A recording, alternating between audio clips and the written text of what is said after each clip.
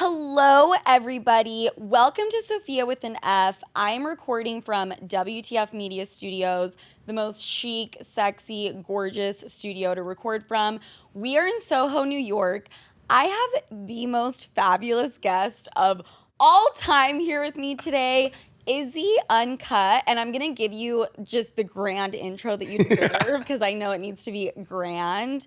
But first, I want to give everyone a little bit of a backstory because I met you, Izzy, through Kiana. Yes. For those of you who don't know, but I'm sure you do, Kiana, A, works for me, B, is one of my best friends, C, a bitch, because she completely roasted me last week on my own podcast. But we love her. You guys have been friends since what, middle school? Yes. So I knew her through All-Star Cheerleading, which was my past life, my subsection of faggotry, if you will. I was an All-Star Cheerleading coach and choreographer, but before that, I was just an athlete, and we kind of had similar friends and just knew each other through that. Okay. Could you do a standing full? Yes. I was a cheerleader too. Yeah. But I could never get a full. Oh my God. All-Star cheerleader? All-Star cheerleader, and I was on, there were like 5 different teams. I was the next lowest from the most advanced team you could be on. Yes. It really fucked with my self-esteem that I could never get there. You're like, God damn it, I'll never be level 5. Like, actually. Wait, that's hysterical. Yeah, no, I've known Kiana for a minute. She's a good Judy. I know her. I know her dad, Mr. Bobby Condors. Bobby Condors. Yes. I said last week to Kiana, I was like, I wish your dad was here instead of you. That would have been so much fun to have an actual celebrity like on the show. An actual celebrity. But Kiana put us in touch. And I'm fucking pissed that it took this long because I'm obsessed with you already. Izzy walked in. I was naked. She saw me in my thong, getting dressed up because, Izzy, this is the most dressed up I have ever been recording a podcast, ever. You usually say like leggings, sweatpants, like fuck it. 1,000%. And I had a feeling that you would show up and outdress me. Can you imagine I showed up in sweatpants? I'm like, hey, this is just audio, right? Like nobody's ever gonna see this.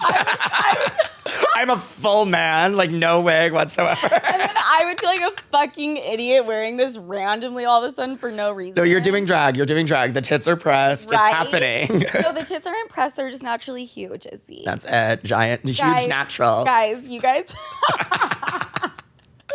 Okay, Izzy Uncut. Now here is your grand intro. Izzy Uncut, everybody. Izzy is a drag queen capital based out of New York City. You perform all over the city. You said that your work is inspired by strong, funny women that can hold a stage. Yes. Oh, you've read some bios. I have. Look at her, because I was like, I didn't even send that to you. You just like, you knew that just from knowing. Well, I thought you were talking about me, kind of. Precisely, that's what it was. You know what I mean? I said my drag is inspired by you, and look at me, my tits, just push to the gods. They're huge naturals here. I'm being you today. Well, I mean, strong, funny women that can hold a stage. Hi. Precisely. Nice to meet you. Yeah. But you've made a name for yourself through your performances. I have been obsessed with drag since I was 12 years old. And I saw Tu Wong Fu on accident. I wasn't supposed to. And then The Birdcage. Since then, I've been obsessed. That's when the bug bit you. Right? Did you watch those movies? I have, yes. You have? Yes. Do you not like them? I mean, you're giving a face right now that's giving me the vibe you don't love it. It's one of those things where it's like, it's required reading, basically. Okay, like you have to see it. But like, I'm like, I don't actively go home and watch them anymore. Like you haven't watched them in a while, I'm sure, right? No, I haven't. Exactly. It's like in high school when you have to read The Great Gatsby and like The Bell Jar. Exactly. Similar to that. Okay, I totally feel that. Izzy Uncut is your drag name. Yes. Which it didn't register in my brain what the fuck that meant until, I don't know, 5 hours later. Genius. Is he uncut? You gotta ask the important questions. It's so fucking good. And when we're talking about uncut, are we saying uncircumcised or are we saying the penis is still intact? Uncircumcised. So I always say, I'm like, my legal name is Isabella Uncircumcised, but you can call me Izzy Uncut. That is fucking hilarious. Okay, I love that. I was trying to in preparation for this, think of what my drag name would be, and it's too hard. It's too hard to come up with anything. It is. It's very difficult. There's some cute ones. There's some ones that like people like whenever anybody asks, they're like, what should my drag name be? Like people will ask me like, what do you got? And everybody has like a notes app section of like ones that they're like, I almost was this, or I didn't want to be this, or blah blah blah. Right. Yeah. There's also a lot of really basic ones. I was watching RuPaul, and some of them I'm like, really? Where's the creativity? A lot of them sound exactly like the same. Like Yeah. there's like Anita cocktail and like things like that. Exactly. Where I'm like, everybody's done like an Anita pun, like and Anita dick. Yeah, exactly. Like there's so many people that have a version like that where it's like there's already established people like that. Like if you're coming into the scene right now and you want to be Anita something, it's like, no, baby, like there's already successful girls that got that. Me literally scrolling through my notes right now and going right past my Anita dick one that I wrote down. No, you're like we said, you're Heather Gray Sweatpants. That's your name. No, I was thinking, so my middle name is Vanina. Okay. Which is very Argentine. I'm sure you've never Sofia Vanina. The fact that it rhymes and my mom did that shit to me, like, fuck off, I love you, Mom. I was thinking it could be something with Vanina. I mean, it's one letter away from vagina. Yeah. But, I mean, you know what? No one fucking cares about my drag name. You guys, everyone's... What about, like, Lucy Vanina? Lucy Vanina. I was gonna say Vanina Nowina. Like Oh, that's good. Oh, that's not bad. Vanina right? Nowina's fun. Right? Yeah. Wait, I'm actually very impressed with that. You came up with that. Really? Oh my god! Thank you so much. That was all. We're paying a ghostwriter for that one. I'm sure. No, no, that's really good. No, I came up with that one. I want to back up a little bit and just talk about kind of your origin story. The birth of her, where your origins began with this, and what made you want to do drag, basically. Well, essentially, like I said, all-star cheerleading coach, choreographer. I lived in Jersey all my life. Always wanted to live in New York. And eventually I decided, I'm like, change a career, let's move here, let's do it. But there's no market for cheerleading. So I was like, okay, if I'm moving to New York, start fresh. Right. Was working just like designer retail, and then I was like selling memberships at an Equinox. I thought that you said no market for cheerleading. Like, I'm crying. There's like nothing. Like There isn't. You really can't do it here. The space that it requires to have like just the room for gyms. Like it's like you have to go all the way out to like Staten Island, and like Right. why would you do that? How bad? How bad did you want to be a flyer? I was a flyer sometimes. I would do a couple basket tosses here and there. I was never like pulling body positions. Yeah, but I was skinny. I was skinny lady. But yeah, no, I was like, I would be thrown in the air when it would be like they need like the one boy doing the basket toss every once in a while. Wow. Yeah. You were a flyer, obviously. No, I actually wasn't. What were you? The fuck in the front or side? What is it called? A side? A side, yeah. Just a side? Yeah. That's all it's called. And also a side is like a sexual position too. Right? Did you know that? Like, is it? What? So in the gay community, you can be a top, you can be a bottom, and then you could obviously be verse, which is like I do both. But then it's very European. Some people are more into it now, but some people are like, I'm a side, like I really don't fuck with anal sex. So they'll be like, I just do mouth stuff. Oh, so blowjobs. Yeah, blowjobs. Like I'm a side. I'm somewhere in between. I'm like, isn't that great? I'm such an idiot because I really thought you were going to say it's like when you were laying on your side. I only get fucked on my side. I was like, wait, I don't really understand that. A side is so many things. It's a sex position, also like a side piece. Yeah. We've all been a side at one point. Absolutely. It's kind of fun. It is. It's kind of fun. I mean, yeah. Actually, I'd be so down to be a side. Yeah. But only oral sex on me, and like I don't have to do it. Oh yeah. Just receptive. Like that's all. Side receptive. Yes. We're making it a thing. Exactly. So there wasn't a market for cheerleading. Then you worked in retail. And I started going out and like just watching drag shows like here in New York. And I was seeing just queens that were big in the city doing shows at the bars that I do shows at now. Queens like Bob the Drag Queen, Monet Exchange, Ms. Cracker. And it was kind of just like my calling. I was like watching people like be very funny, hold a mic. I'm like, hold a mic, hold a crowd, be able to just be like hysterical and put on a show. And I was like, I can do that. Oh. And then I tried, failed. I was not like, I obviously was not as funny as them. And then, now 5 years later, I have shows at all the bars in the city, and it's happened for me. I'm happy with it. You're fucking incredible. So your first show was what, a bust? Did you want to die? Were you like, what the fuck? So like the way to get started in New York is like you have to do a bunch of just like competitions. So you just show up, you bring as many of your friends as possible to cheer you on, and you do like one number, and if you're good, you win like a cash prize of like $100 that night. And if you lose, then you just go home with your tips and you try again next week. So Stop. So I was like, I think I'm gonna kill it. I'm gonna be the best bitch, blippity blah. And you gotta go into it with that confidence. Yeah. And then you gotta get knocked down a peg and be like, okay, you're not the best person ever. You're never gonna be the best your first time doing anything. Of course. And you think it took 5 years for you to just really come into your own and just like command the stage? No, I'm sure it happened a little bit earlier on. Yeah, I'd say I started doing drag full time after 2 years. So it's now been 3 years since I've just been like full time drag, 5 shows a week. Wow. But yeah, I'd say about like 2 years in, that's when I kind of like realized I was like, oh, I'm like actually really good at this. I'm getting booked, like not just like entering competitions. And it's for me. Yeah. Okay, me over 3 years into podcasting being like, wait, that moment hasn't hit me yet. So, no, shut the fuck up. You're great. You know it. Where can they see you, by the way? Where can I come and see you? All right. So everything is listed on all like my social media. It's always, a lot of times people are like, oh, I'm at this bar 5 nights a week. But for New York in particular, you got to really like diversify your portfolio. Yes. You'll be everywhere. Okay, we're talking about stock. Yes, exactly. My work week starts on a Saturday and then it ends on a Wednesday. So Saturday, I'm at a Playhouse Bar in the West Village. On Sundays, I am at Hardware Bar in Hell's Kitchen. Mondays, I'm at Barracuda in Chelsea. Tuesdays, I am at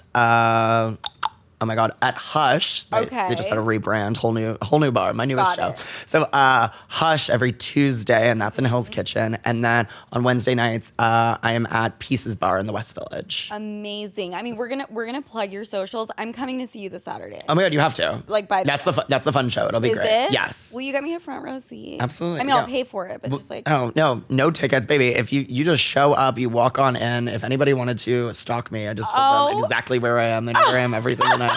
But yeah, you just show on up, but I'll make sure to have a little reserved seat. It'll be great. We'll bring you up on stage. It'll be cute. We'll make it a moment. Stop. Yes. If Kiana's back from LA, have her come and be cute. I think it'll be better just the two of us. Just the two of us. Just girlies. So wait, does that make you nocturnal like I am? Yes. So because you sleep during the day. Yeah, exactly. Right? Yeah, pretty much. I mean, I get home usually. I mean, depends if I'm going out like afterwards, but for the most part, like I never set an alarm just because I never really unless I'm doing a podcast at noon, I never have to like be in drag before like 8 p.m. at the earliest. So I'm like my day will usually start like at like 1 p.m., 2 p.m. Yeah. And that's when I'm like still just like putzing around doing bullshit. Right. Yeah. That's usually my schedule. I mean, I'm nocturnal, but I actually just don't really sleep in. Gotcha. So basically I'm an insomniac and I just don't sleep. And that's why I have bags under my eyes and that's why I'm going to look 50 in 2 years. But it's not about me. It's about you. No, I mean, you look younger than I did at birth. So you're fine. Okay, so your performance. I watched a little RuPaul. I'm sure every time you speak to someone, that's the first fucking thing they say. It's definitely like, yeah, top 5. Right? Absolutely. Are you like, I don't give a fuck, like cool, great? As far as like wanting to be on the show or what my thoughts are on Drag Race. Have you thought about going on the show? I've auditioned for the show 3 times. Okay. And obviously have not gone on yet. But you're going to go on. I mean, I would love to. We're going to push for that. We're going to make it happen. We're going to push for that. RuPaul. Call your senators.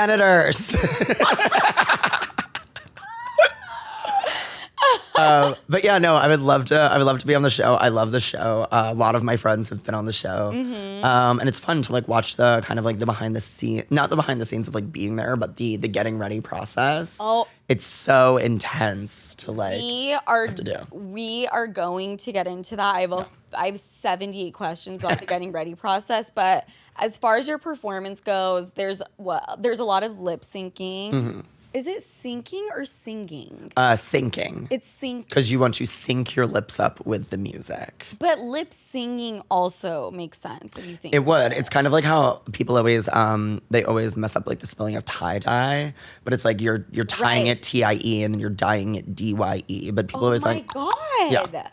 I've 100% done that. Yeah, exactly. I'm thinking back, holy shit, I'd never even fucking thought about that. Yeah. But lip sync, I was about to say it again, lip syncing, I mean, I kind of know how to do it just from some TikToks that I've done. Exactly. I'm sure you're a lot better than me, but I was stalking your Instagram and your performances. The splits. The fucking splits, I can't. Oh my It God. is insane. Would you do the splits on here? Should I? I do a little I'm one? begging you. I'm begging you. Where Can should I do you? this? Here, let's move the table really fast because Absolutely. it's the crazy, guys. It's the craziest splits I've ever seen in heels. I can't. I mean, thank you. Oh my God, I'm so fucking excited for this. I mean, thank you, baby. All right, let's do it. Ah! And I'm also gonna get my Instagram ready and film this because I'm horny. I've seen you jump off tables and do it. No, I mean, yeah. We talked about how, like, you will drink sometimes before a performance. I would fucking have to drink before doing that, too. Absolutely. Whenever you're ready, baby doll. All right, we're all good. We're ready. Yes. We're just like a... Oh my God. I don't fucking understand. That was insane. Right? It's cute, right? We're back. Does it hurt? So no, not really. It's all just in your whatchamacallit, your like hamstrings and everything. So as far as like tucking, like depending on what I'm wearing, you cannot pay me enough money to like put tape on my genitals, so I just don't do it. Why? Because it fucking hurts? Yeah, it's just not worth it to me. Yeah. But as far as like, there's like tucking panties and things like that. Basically, like your dick and everything is just kind of like pushed back. And here. Yeah. The table back. You're all good. My vagina is hanging out, and so I think this table is giving us a little bit of a barrier. A little something, right? Yeah, a little something. But yeah, no, so basically you just like kind of put the balls in the socket and they're like directly in front of you if you're like tucked properly. Right. So you're never gonna like on them. Right. But really just like doing splits, like even if things are just kind of like mushed around down there, I call it like lava lamping. Everything just moves freely. Nothing's like gonna be just like exactly like cracked like an egg or anything like that. I mean, I'm thinking of my vagina, and if I jumped and did the splits that way, it's because my flaps are so long. That would hurt me. Long flaps. Wait, what was your middle name again? What did we? Vagina, Vanina. Vanina, Lucy Vanina. Oh my God, that's it. That's literally what it is. So, a question I wanted to ask you is, how competitive is the drag world? Obviously, it's fucking competitive. You try to be on RuPaul 3 times, you will be on the show. But is it competitive as fuck? It's competitive. I mean, it really depends. There's definitely like a sense of like sisterhood that you have with like a lot of people. Like, and if you just kind of stay in your own lane and focus on yourself, it's not particularly competitive. Okay. But there's so many opportunities as far as so many bars, but there's also such an influx of drag based on how popular it's gotten over the years. So, I mean, if you're like a mean-spirited person, you could be like, it's me versus everyone, or you could be like, it's me versus me. Wait, I fucking love that. Thank you. That needs to go on a fucking t-shirt. There you go. Beautiful. Merch incoming. It's happening. Incoming. TM, and I'm not going to pay you royalties. I have options. Yeah. Yeah, I have fucking options. Do you have a drag queen idol? Drag queen idol. I mean, somebody that I'm lucky to call one of my closest friends. The main person that ever like inspired me to start drag is Ms. Cracker. Okay. She was on Drag Race season 10. She was on All Stars 5. And basically, she's amazing. She's hysterical. I was going to her shows like all across the city with one of my best friends, Caitlin, who is now her assistant. Oh my And that was the God. person that like inspired me, where I'm like, she's funny. I could be funny too. I'm a funny person. I just don't scream into a microphone all night. I want to start screaming into a microphone. So I'd say, yeah, definitely that's one of those people that's like a hero. But since I'm so close to them, it's not like an unattainable thing where I'm like, yeah. It's not like me being like, I look up to RuPaul, who I do, but it's so unattainable and so untouchable. Yes. Like having Cracker so close to me is like, it's really nice to see her thrive and be like talk to her about it. So you guys are good friends? Good friends, yeah. Absolutely. I fucking love that. It's great. And what season was she on? I want to check her out now. She was on season 10 and then I believe it was All Stars 5. I don't think it was 6. I think it was All Stars 5. Okay, got it. Does she perform in New York? So now she like tours the world. I went to I performed in London with her. She got to perform the London Palladium with her one woman show. Okay, for international everybody. Right? But as her like opening act, she was allowed to bring like 3 of her like favorite queens from New York. I got to perform a number there at like this legendary theater. It was very cool. It was really great. So she performs in New York, but only like ever so often. Yep. Right.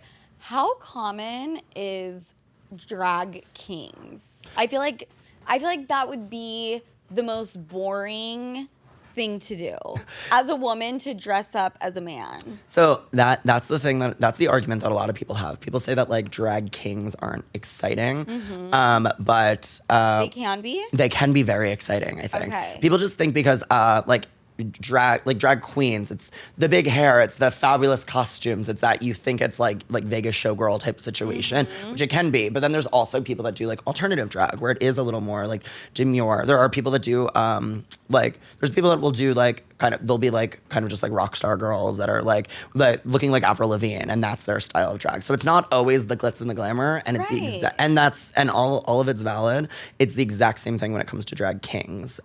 So there's drag kings that do it a little more. They go for like the realness of a man, which you could say like, oh, that's a little bit boring, but or it could be fucking hilarious. Or it could put it that way. Exactly. And then there's people that do like there's a couple of kings that will do like full blown, just like it'll be like they'll rhinestone everything more than I do. Like they'll be in full like the regalia. They'll look like magicians. Like, you know what I mean? Yes. And then you're like, okay, well this is super fun and crazy and great. So yeah, no, there's definitely a drag king scene in New York City. To my like, it doesn't really overlap as much as I think it honestly should. Yeah. But yeah, no, there's definitely king scenes. Chicago has a really huge king scene. It's really great. Yeah, LA, all things like that. It's really good. Thank you for checking me, because I was just putting that in such a box. And when I thought drag king, I was thinking, what are you gonna do? Put on a flannel and do a John Mayer song and like scratch your balls? But really, it can be like whatever the fuck you want. Exactly. That's me putting men in a box. Yes. And they don't need to be in a box. No. The same way women don't. Just ours. Yeah. Just our boxes. Just ours. Just put them in our boxes. I'm fucking dead. Okay, so I just have so many fucking questions for you. What are some things people should know if they're going to their first drag show? Because I think there's a lot of unwritten rules. Even though it's this like amazing, fun experience overall, I feel like there's some basic things people should know. Absolutely. First and foremost, it is not the fuck ass about you. People come to a drag show, and first and foremost, they like want recognition when they're like, "This is my first drag show," or write it in your journal. Write it in your journal. Exactly. I'm like, you would never walk into any other store with a punch card and want special treatment because it's your first time there. Right. Like, that's not how the punch card works. You come 10 times before you get a free shot, baby. Yeah, like, you know what I mean? Actually. Or people will be like, you should really pick on my straight friend. My boyfriend's here, and like he's straight. You should make fun of him, or like you should. It's like, it's not about you. Or people will get up and start like dancing with you, and I'm like, you would never do that in any other art form. Like, you would never get on stage with a stand-up and start making jokes. You would never like start singing at a concert like with the singer. Like, it's like everybody else is sitting and watching a show. Just kind of like play off what the rest of everybody else is doing. If you're the only person screaming back at me, like heckling me, or if you're the only person getting up and like dancing in front of the stage, I'm like, I jump off the stage. I will kill you. Oh, like, you do that? Oh yeah, like, oh no, I'm like, I will like, I jump off into like splits and stuff. I'm like, this is like, you're in the hazard zone, babe. Like, you just splits them out. Yeah, I like get the fuck out. Yeah. I love that. It's crazy. And there's security at every bar. I'm like, you don't want to be the one that like ruins your night for your friends because you're trying to make it so much about you. Like, right. It's crazy. It's people treating it more like a party than you're there for a performance. Exactly. And it is quite the fucking performance. Exactly. And then there's a lot of people that like they like the people that come to drag shows regularly, they obviously know how it works. But the people that treat it like I call it like queer tourism, where they're just kind of like where they're just here to like watch the monkeys dance basically, and just like they treat it like a zoo. Like, oh my God, look how the faggots play. This is so crazy. That's when I'm like, ugh, like this is not a cute vibe. Yeah. And people want to say that it's all like bachelorette parties, which like I've definitely had my fair share of bad bachelorette parties, but I've also had my fair share of just like annoying faggots that don't like drag. So it's like, it's not just the straight girls. It's like there are disrespectful people everywhere. Oh, yeah. But it's the people that kind of treat it more like a spectacle and not like, oh, like this is an art form. This is something that we're here to see and appreciate. And it's something that's like, haha, look over there. Like, oh my God. It's very weird. Weird tourism. I've never heard that term until right now. Oh my God, yeah, it's very weird. Could that be compared to people that go to a gay club just to like see what's happening? Exactly, yeah. It's that type of thing. Yeah, and I'm fine with straight people in queer spaces. I'm fine with like, I'm absolutely okay with that. But when you like treat it like, when you're not respecting the space, when you're trying to make it more about you, that's when I'm kind of like, ugh. So basically just don't make it about you. Yes, 1000%. I'm going to start doing live shows soon, and I'm like, I don't know how I'm going to handle hecklers. Oh my God, it's hell. Have you never done one before? No. God, well, if you need an opening act, somebody warm them up. Yes! Baby. We're always networking. We're always networking. Always. It never stops. This is... I mean, it isn't random, but I just found this out recently. Children banned from drag shows in Texas is a thing. Yes. Which is insane to me. Yes. Out of all the things happening in the world, that's what we need to make sure it doesn't. Of all the things that Texas should be banning, they're banning drag queen. What do you think about that? And is Texas the only state that does that? I think Florida might be trying to do something similar to that right now. I'm not sure exactly. I'm not surprised, Florida. Right. It's stupid. It's hellish. It makes no sense. Also, like, I didn't get into drag to fraternize with fucking children. Like, I didn't want to, like, if I'm ever involved, like, it's not that I, like, hate kids, but I definitely like don't want to like interact with them on the daily. Like I want to interact with adults. Like I famously perform at bars, like one of the only places on earth where it's illegal to not be 21 years old. Yeah. So like I'm like I don't do it to be around kids. So if like you're thinking it's predatory that like there's drag queens around them, it's like the only time I ever do things around kids is when I'm getting paid like lovely by adults to like perform at like a pride with an outdoor stage that kids can come to. Like some people do like drag queen reading hour. But I'm like the people that like choose to be around children for free, they're creepier than drag queens who are getting paid lovely to like perform for adults and children together. Mic drop. Thank you.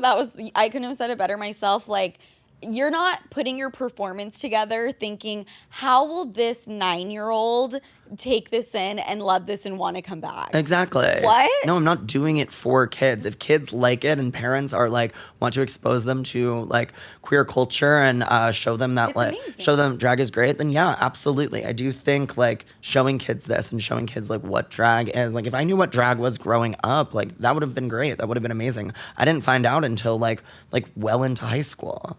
So like, I don't know, but like, it's not that people like think that we're trying to scandalize the children. I was like, no, baby, I don't even really particularly, like nothing I do is for the kids. If the kids get it, the parents are cool with it and they like it, amazing, but I'm not doing this for children. So like, don't think it's like this predatory thing when drag queens like happen to be around kids once every like 20 gigs. I know. Like, wait, what the Texas, just fucking knock it off. Exactly. I mean, it's completely ridiculous. I think it's so powerful and beneficial, if anything, for children to see that type of creativity and showmanship, you know? Yeah. Visibility is everything. Just like what you were saying, I think it's important for kids to see that growing up. Absolutely. I don't think kids should listen to my podcast. Right. I'll tell you that right now. This is something completely different. Exactly. And it's like, but like, if they did, is that on you or is that on them? Like, That's what I always say. Exactly. I'm not here to be a role model Yeah. for your kids. Exactly. Oh my God, I'll have people write in saying like, I'm in high school and I just heard your episode.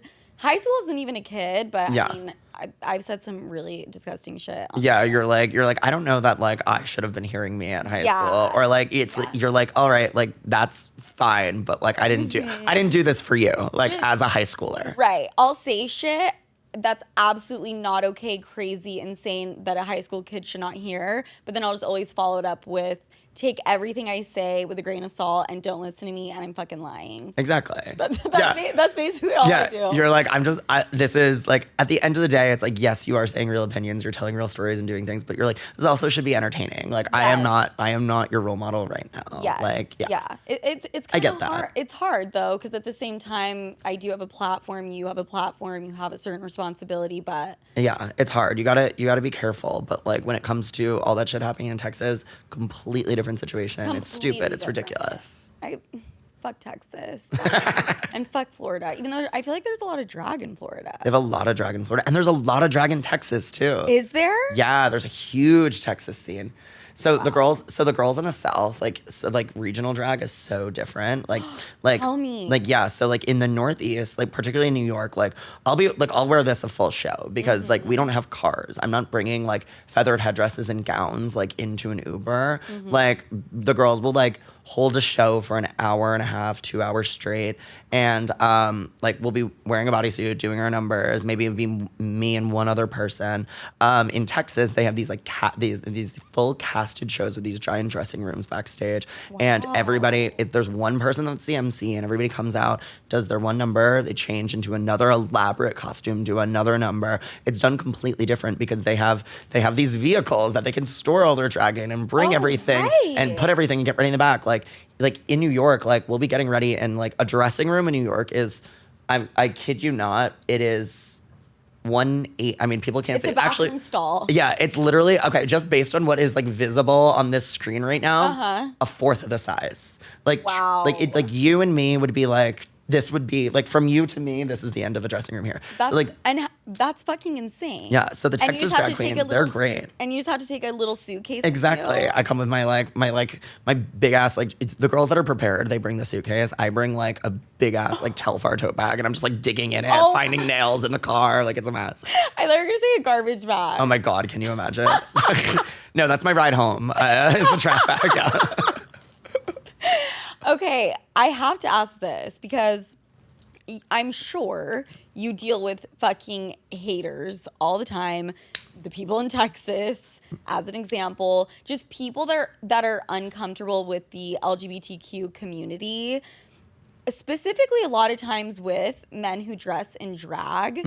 How do you act around those people? Like, do you have like an example? Oh, Kiana actually told me before we did this that you refuse to dress in drag when you're on the subway here in New York. Yeah, I mean, like, I have done it before, and sometimes it's like necessary, but I can't remember the last time I've been in drag on the subway. And like, I'm burping, cool. I'm like, just a reminder, I'm a man. It's maybe not the most economic decision, but I'm always running late. Two, I just don't want to be around people and be like a spectacle when I'm like not getting paid for it, when it's not like, I'm like, this is my job. Like I'm doing drag for my show. I'm not doing drag like for the subway. And then like, I don't want to deal with like people fucking with me. There's queens that will go in full face, but then like boy clothes and a backwards hat and everything. Oh my gosh. But then there's also people that will be in full drag, like Cracker. She would be in full drag like every single night, like on the way to the gig, like with her little suitcase.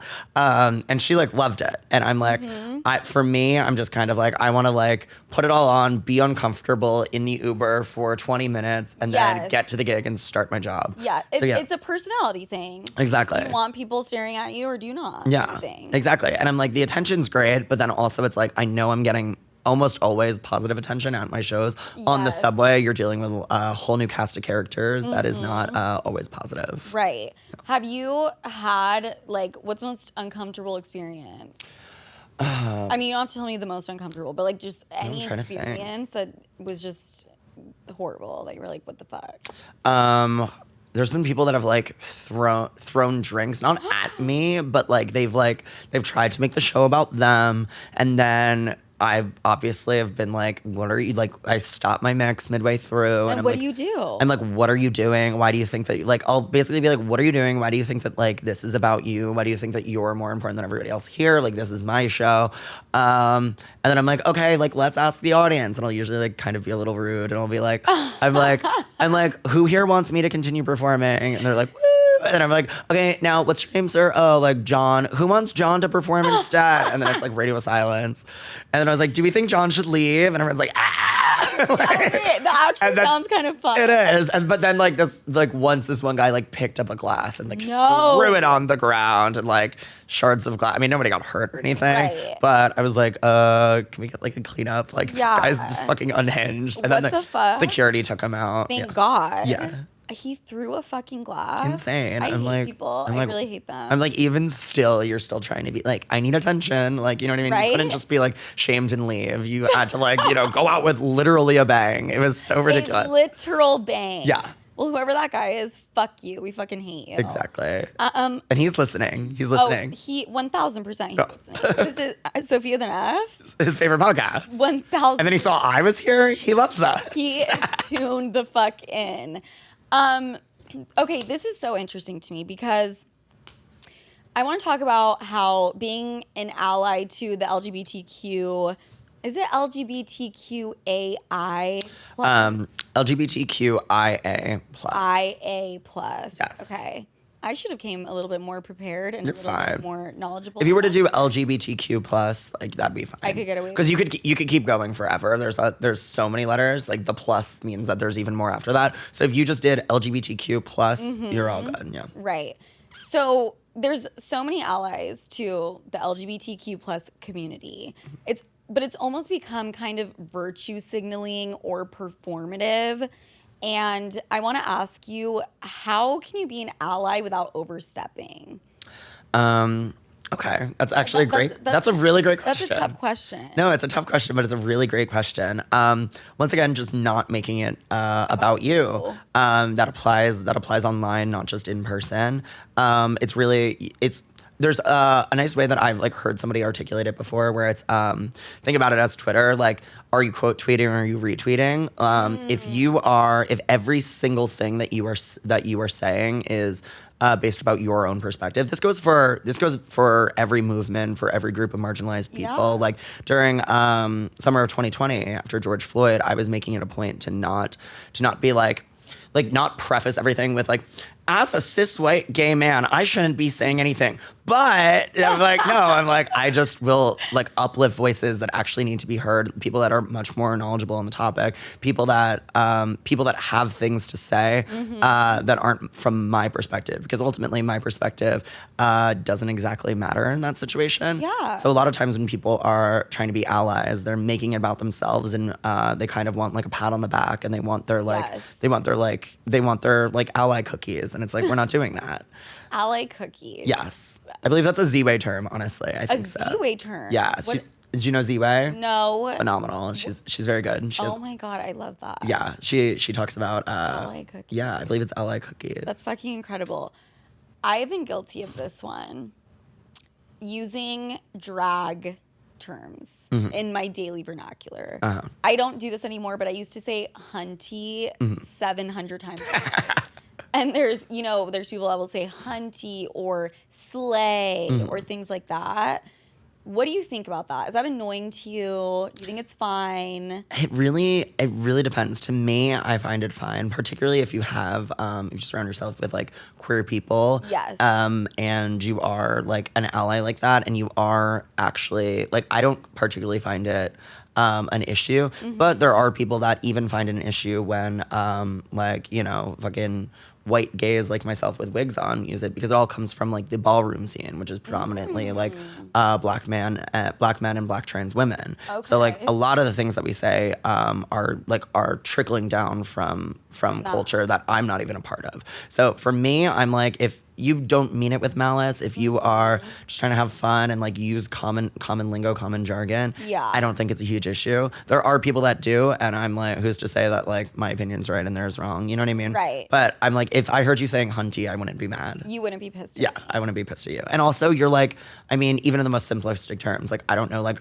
who you hang out with or who you hang out with or who you surround yourself with, but like you have a platform, you have me on your podcast. You obviously aren't just like hunty, like abolish gay rights. You know what I mean? Like you obviously are not like a shitty person and meaning it in a bad way. So for me, it's mostly about intention. Yes. I think if you are listening and you are extremely conservative and you are against the LGBTQ community and you're out here saying slay, take that word and that term out of your mouth. You're not allowed to use it anymore. Exactly. But if you're not that person, then whatever. Yeah, like when like Fox News is saying like, we have somebody about to spill the tea. I'm like, please. I'm like, I mean this with all due respect. Fucking stop. Like, please stop. Actually, I mean it with no respect. It's Fox News. Fuck that. No, wait, what? Yeah. Also, why the fuck is Fox News using the word slay in the first place? Right. Please. Spill the tea. Like, oh. People are ridiculous. Can't even imagine. I definitely don't say spill the tea, but I feel like it's because it's outdated. But yes, I agree. So like I'm not even a person that's like, yes, spill the tea, but I'm like almost like an affirmative, like a yes. Like I use like just like tea all the time. Like tea. Like, oh, that's tea. Like, yeah. Like, oh, I agree with that 100%. Like your tits are huge naturals. That's tea. Like, you know what I mean? Yeah. Like they are. Yeah. They're natural. And that's the tea. Yeah. And then tea is, you know, AAVE as well. Yes. And so I'm always aware of that too. Yes. I feel like if you're supportive of that community, and I feel like you can always ask if you're around, you know? Yes, exactly, which is what you just did, so. Thank You're you. Good. You're all good. Oh my God, I'm fucking killing it right now. But you know who's killing it more is fucking you. And I think this is what people really want to know about. Fuck all the educational. Oh my God, yeah, we just went on a full like reading rainbow type moment right now. No, I'm kidding. That is the shit we should be talking about, and we did. Now it's time to talk about makeup, ass, wigs, everything. Let's do it. You are okay. So, Izzy, you were going to potentially do my makeup. Oh my God. Yeah. And then Izzy was like, you can't fucking afford me, so it's not happening. No, you can afford me, but I was like, we did not arrange this ahead of time. I'm fucking with you. You did not say that. She was very, very sweet, and it couldn't happen. We'll do it one day. Oh, absolutely. But getting myself into drag this morning, and how then long does it take? I mean, today I was running a little late, and I like to give myself 2 hours from like shower to car. Usually I end up giving myself like an hour and a half. People ask, they're like, how long does it take to get in drag? I'm like, as long as I have plus 15 minutes. So today I had a show last night, came home, and I was like, I know I can push it a little bit later than I want to. And I got here pretty much around the same time as you, right? We're good? Okay. Yes, I was like, Kiana sent the car, and I was like, I was ready when the car was here. Like, we're good. But I gave myself an hour today. So I did from like face to like putting on the hair, putting on the body and the outfit. Everything took 1 hour. But usually it takes an hour and a half. Yeah, usually I'll do an hour and a half. I know like where to cut the corners. Sometimes I'll like draw a crease and different shadows and stuff. Today is just like a lot of graphic liner. Okay. I'm like, it's early, sorry. It takes me an hour to 2 hours to get ready. Yeah. So, hi, look at your makeup versus mine. Why is that happening? It's probably because you have so much practice. I think so. I mean, I have a mental breakdown, and this is not me being dramatic, doing a winged eyeliner. It's so annoying. I hate it. I've thrown it. I've chucked it across the room. I hate doing a winged liner. I can't fucking do it. And so I can't even imagine the makeup you're doing. Insane. I do a wing every single time, and every single time I'm like, fuck this shit. Right? It never gets easier. Or it gets easier, it never gets less frustrating, I should say.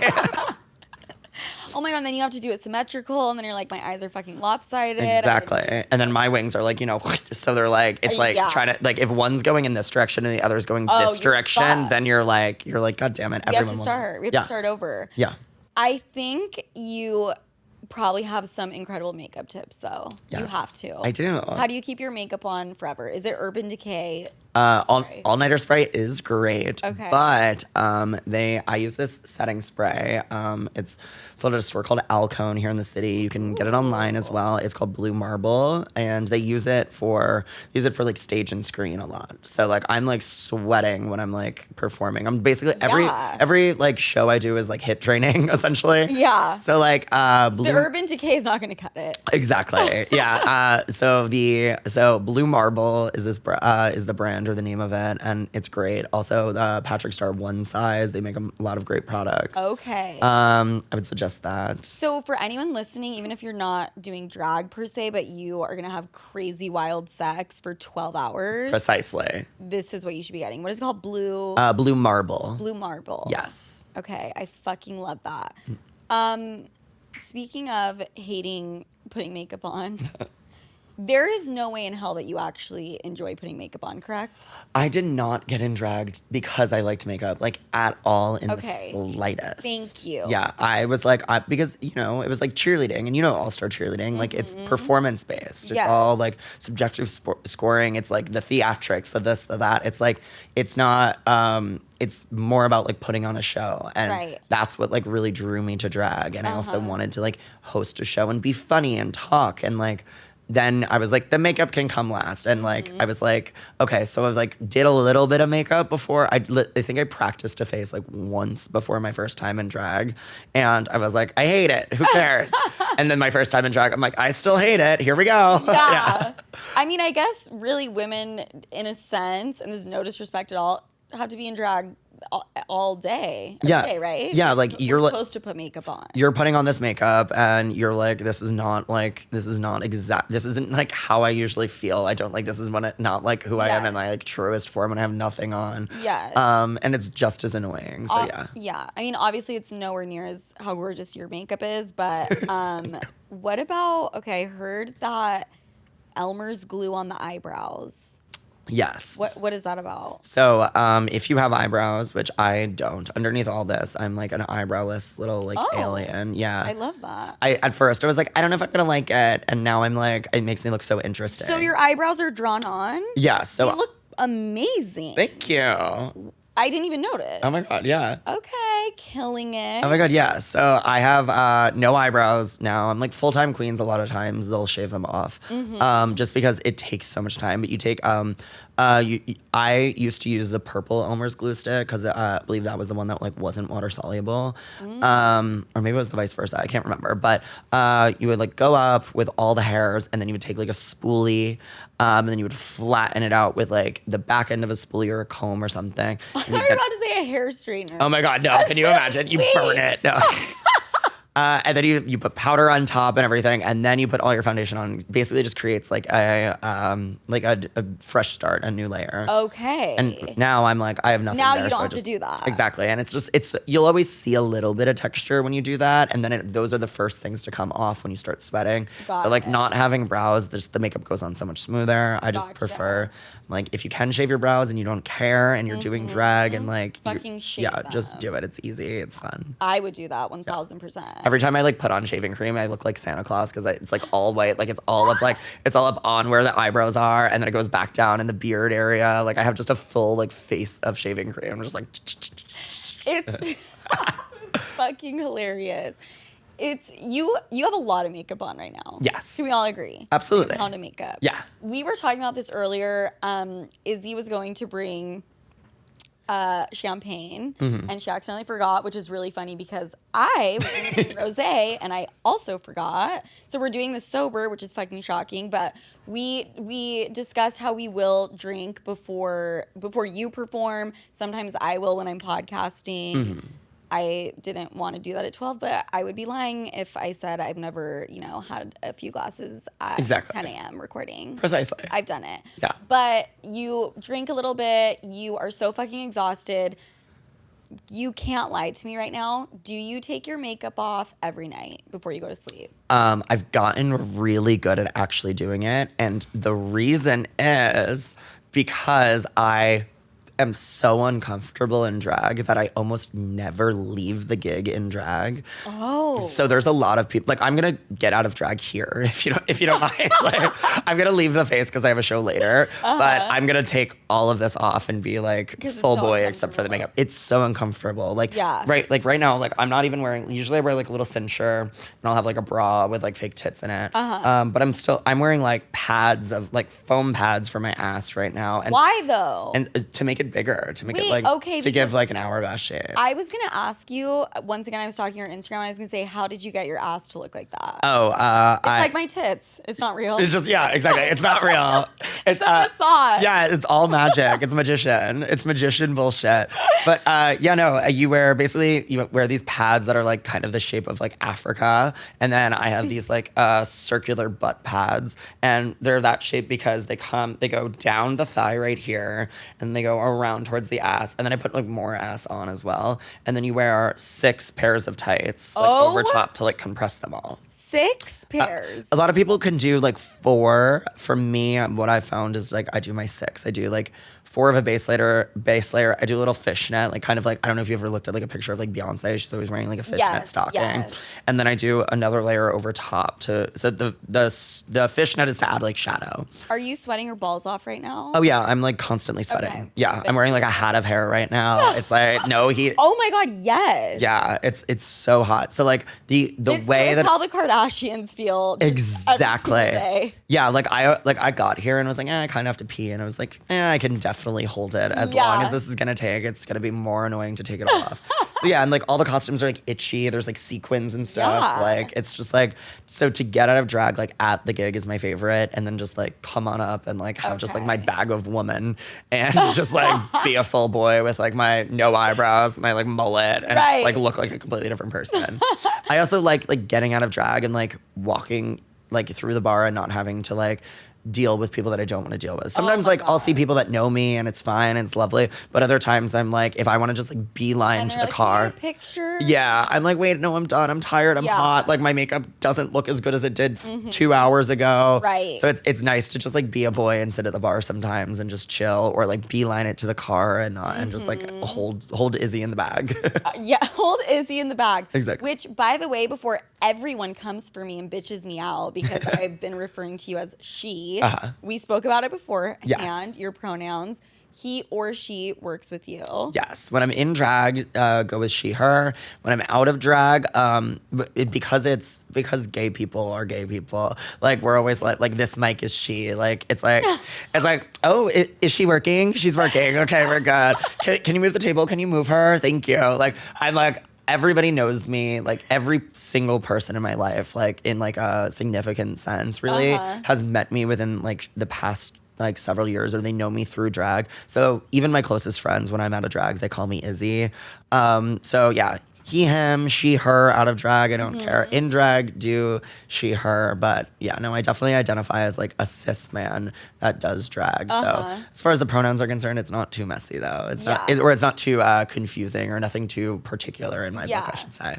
Is it bad that I don't have my pronouns in my bio, or I don't ask every single person I meet their pronouns? Should I start doing that? I don't think it's bad. I think by having your pronouns in your bio, particularly as like a person of influence, it's setting the precedent that it's like everybody, like pronouns are a topic of conversation. Yes. So even if your pronouns are she, her, and you're like, okay, like I look like a cis woman, people would normally identify me as she, her. Like, even if like by your mind you're like, oh, there's probably not much confusion, it just kind of sets the precedent that like have that conversation, have it open, and just if everybody has it, then it's not just for people that are outside of like typical gender structures. Right. It draws attention to the bigger picture. Exactly. Yes. Yeah. You know so no, it's not bad, but if you want to put it in there, I say go for it. It's the future, baby. It is the fucking future, and I need to get with that.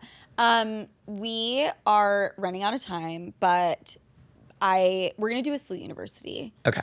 So university is where I teach everyone something, whether that's how to suck dick or how to deal with anxiety. I'm excited. We're all over the spectrum, and I think some people deal with anxiety by sucking dick. I do. Yeah. I threw up on a dick 3 weeks ago, by the way, and it was really fucking I threw up on the horrible. first dick I ever sucked. You did? Girlies. Deep throating. Because we're fucking incredible. Exactly, because we go for it. Yeah, thank you. We're not going to talk about that. But we're like, how you can throw up on a dick. Yeah. I have heard some men like that, though. Extra lubrication. Jesus. I'm just saying. But I'm so glad you're here because a lot of people can't wrap their brain around, well, the LGBTQ plus community in general. We know that. Texas, Florida. But the difference between a drag queen being transgender and a drag queen. Okay. There's a difference. Absolutely. And a lot of people, would you agree with me, don't understand that. Yes, I completely agree. I want you to kind of break that down. So, being a drag queen, I mean, in my sense, it is I'm a cis man. I live my life as a man, and I dress like a lady for money. I have my shows, and I'm in full drag, and the persona, the stage name, the character that I am. I mean, my personality is exactly the same in and out of drag, but Izzy Uncut is the face, is the brand, and then Kyle is the boy underneath it. So. A lot of drag queens are cis men, but there's also a lot of drag queens that are trans men that do female drag, or trans men that do masculine drag. There's trans women that do female drag. So it's not a one size fits all. It's not that every drag queen is a cis man. Yes. But trans women are not always drag queens, you know what I mean? Right. And so a trans woman is somebody that was assigned male at birth, most times assigned male at birth, and now identifies as a woman. Right. But in my case, that is not the case. It's difficult because people see us all the same way, and people see us all the same way, and they kind of pigeonhole everybody into the same group. At the end of the day, you should be respecting everybody the exact same. It shouldn't matter, but just for educational purposes, everybody should know that, like, you see me walking down the street and I'm completely different than, like, seeing a trans woman walking down the street that lives her life like that every single day. Yes, and I totally understand that, and I know the answer to this next question, but I'm going to ask it anyways. Yes. Just to educate people, because I'm so fucking smart for some reason. You have a university. Harder to get into than Harvard, by the way. We love. It really is. Is drag only for gay men? No.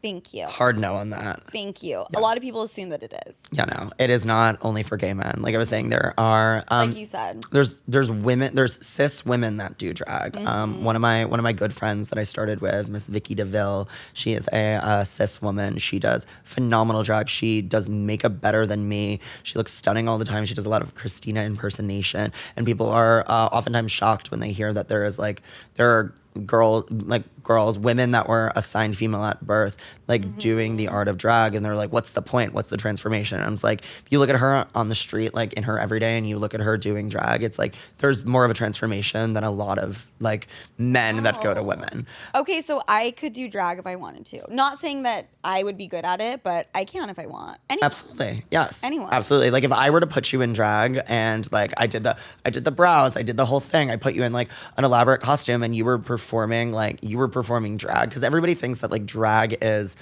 just female illusion. Yes. But I'm not going for realness. Like me crossing the street like here to WTF Studios. Yes. I was not like, nobody was thinking like, oh, like she's trying to look like that woman like in yoga pants right now. Right. So like drag is such its own thing that it really is for anybody. Right. My shirt just fucking unbuttoned because my boobs are so big. They're so fucking big. My nipple just came out. I'm not kidding. You're huge natural. The huge naturals. Oh my God. I could talk to you for 7 more hours. We need to wrap this up. I'm gonna ask one last question for real this time. All right. We talked about makeup, the wig. Yes. Yeah, it's spilled. Do the Kardashians wear a wig? Oh, absolutely. All of them, right? They all do. how long is the process of putting on a wig? Because for some reason, I think it would be easier to put on than to style my hair every day.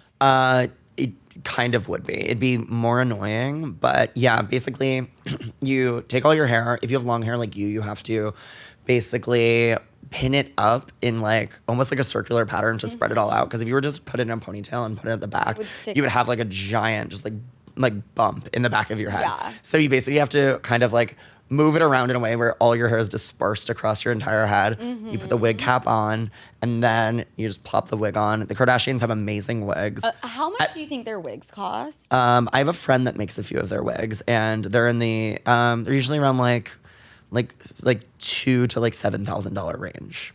Stop. Yeah, a friend. Not even. I mean, we're not like besties by any means, but somebody I knew through cheerleading. Okay, name dropping. Yes, it's somebody I knew through cheerleading. You might know them too. Who knows? He was an all-star cheerleader. He makes great wigs, but yeah, he makes a few for the Kardashians, and they're not even trying to hide that. They absolutely wear wigs like a lot of times. Yeah. Yes, and I thought about getting one for the longest time, and then I saw how expensive they were. But then I was thinking about how healthy my fucking hair would get. Yeah. If I just wore a wig every day and I wasn't like doing shit to it. But the thing is how you can get wigs that just stay attached, correct? Yes. You So don't have to put it on every single day. there are a lot of people that will they'll use like a glue that is like made to be worn like multiple days. You think the Kardashians do that? I don't know, actually. I always wonder. Me, like, talking to you like you fucking know everything about the Kardashians. I always wonder. I'm like, do they also wear butt pads? Can you answer that? There are a lot of celebrities that do wear butt pads, though. I don't think the Kardashians, though, honestly. I don't. But no, think they do. there's a lot of like performers that are fully padded, like on stage. Yeah. Could you tell us anyone or no? I mean, I'm pretty sure Christina Aguilera. Oh, okay. Yeah, if you've looked at her recently. Which honestly, she should be spreading the word about butt pads because people are out here dying with getting BBLs. Exactly. Use a butt pad. Okay? Exactly. Yeah, I'm not imagine I'm shaming her for that. I'm like real recognizes real, and if fake recognizes fake. I think like I'm just pretty sure she is. If you take anything away from this episode, get butt pads. Get butt pads. And go test the BBL. You could die. Yeah. Those things are so fucking dangerous. They really are. Okay, I don't know how the fuck we just started talking about that one, but you are fucking incredible. I'm definitely gonna have you back on. Oh my God, Where thank can you. they find you, Izzy? You can find me on all platforms at Izzy Uncut. It's IZZY, exactly how they spell it in the Bible. And then Uncut, just like uniqueness, nerve, charisma, uniqueness, talent. Oh my fucking God. You can tell I say that on my shows like all the time. You know what I mean? Like You could have fooled me, actually. I was like, how is she like I thinking? just came up with that. Oh my God. I got the mind of a mastermind. You are. I'm so happy. Thank you so much for coming on. As always, you guys can find me, Sofia with an F, Franklin with a Y, on all my social media platforms, except on TikTok. There's a number 0 at the end. But it might be, what did we say it's going to be? Lucy Vagina? What's Vanina. Lucy Vanina. Lucy Vanina. Yes. I might change it to that, but we'll see. I love you guys so much. Thank you for coming on. Thank you. Talk to you next week. Bye.